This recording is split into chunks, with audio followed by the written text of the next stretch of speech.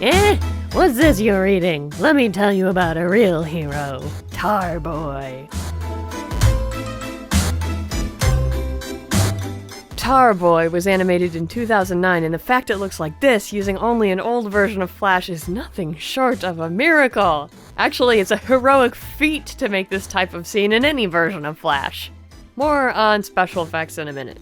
I'll start by talking about the character animation because that's the easiest part to understand. As I've said before, the art is so clean and the animation so smooth because these characters are puppets. They are piles of static shapes, and each individual shape can be moved. Now, the reason Tarboy looks so much more dynamic than the typical puppet animation is first because James Lee also did quite a bit of frame-by-frame drawing, where each shape is original.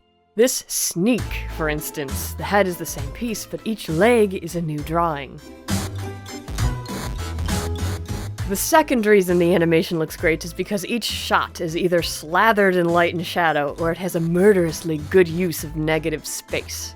Positive space is your character. Negative space is everything else. Knowing how to use positive and negative space together means you can build incredibly effective animations using only 2 colors. As for Tarboy's effects, there's been a bit of an argument about whether the effects are After Effects or Flash. It's Flash. You want proof? Tell me when this gets blurry. It doesn't. Flash. There are 3 ways you can make something like this in Flash. The first is to just draw it by hand.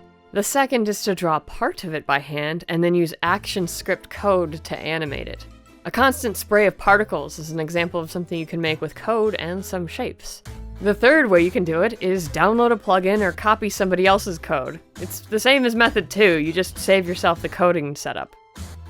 Regardless of the way it's done, most of the Tarboy effects are built either with streams of semi-transparent polygons flowing and fading, or solid white shapes with colored glowing edges. The mystery to me is the 3D coin here. Flash does have 3D capabilities, but I've never used them, not even once. So hey, there's no time like the present, let's give it a shot.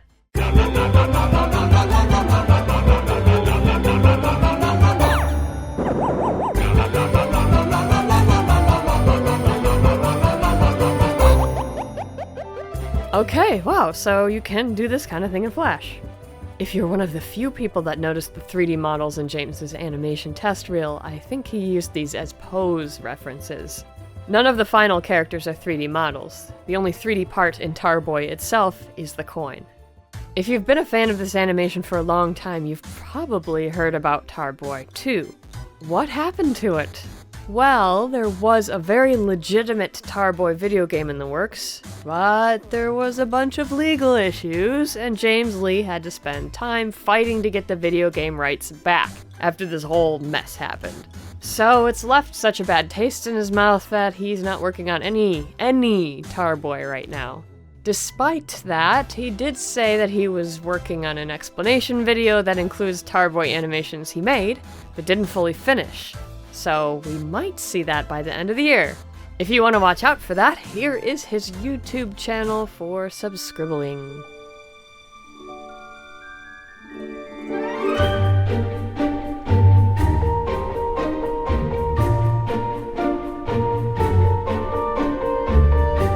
Well, this is it. The last normal Scribble Kibble episode this season.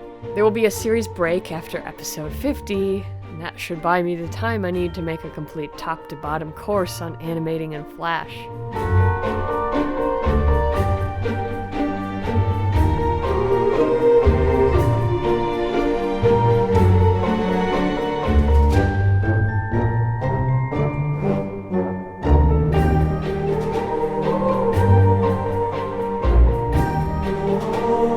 Anyway, stick around for something fun next week, or join the Scribble Den and see everything super early.